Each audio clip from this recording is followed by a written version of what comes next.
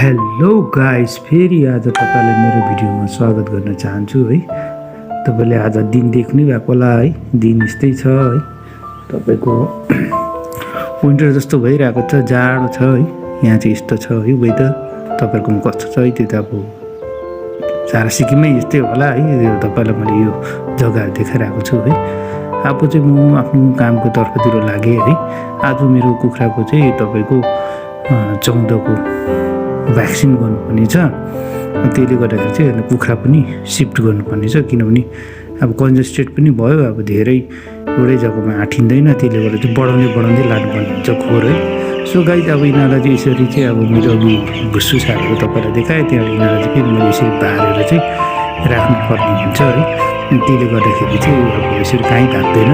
र अब यस्तै हो, तपाईँलाई मैले अगाडि पनि देखाएको थिएँ है। यसरी नै है पाउडर फर्ममा हुन्छ है, एउटा लिक्विड हुन्छ। हामीले चाहिँ अब त्यो चाहिँ मिक्स गर्नुपर्ने हुन्छ र हामीले चाहिँ ड्रपको द्वारा हाल्नुपर्ने हुन्छ है। यो चाहिँ तपाईँको पाउडर है, यो चाहिँ तपाईँको लिक्विड हुन्छ, यो चाहिँ ड्रपहरू हो। यसमा चाहिँ हालेर चाहिँ अब हामीले चाहिँ जुन चाहिँ मैले अस्ति आँखामा लगाएको थियो राइट आईमा, अब चाहिँ यो लेफ्ट आईमा लगाउनु पर्ने हुन्छ। त्यसले गर्दाखेरि चाहिँ पक्रिँदै अब एक एकवटा लेफ्ट आईमा लगाउनु पर्ने हुन्छ। त्यसले गर्दाखेरि चाहिँ मैले चाहिँ यसरी बारेर राख्छु है, एकै जग्गा कुखुराहरू सबै। त्यहाँबाट चाहिँ उताको कोठा रेडी गरेर चाहिँ त्यहाँबाट ड्रप लाउँदै पछि अर्को जग्गामा सिफ्ट गर्ने गर्छु। अनि यसमा थुप्रै छ तरिका।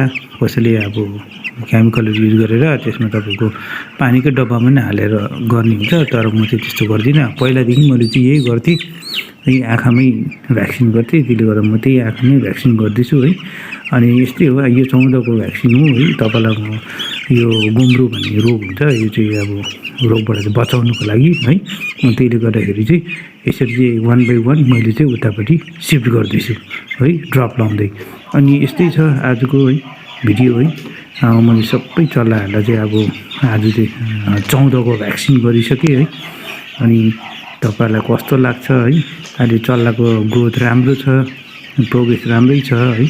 सो नराम्रो नै अस्ति चाहिँ मैले यो आधी पार्टमा मात्रै राखेको थिएँ, अब अहिले चाहिँ फुल पार्टमा गरेको छु है, फुल जग्गामा राखेको छु। सो गाइस, तपाईँहरूलाई कस्तो लाग्छ मेरो आजको भिडियो?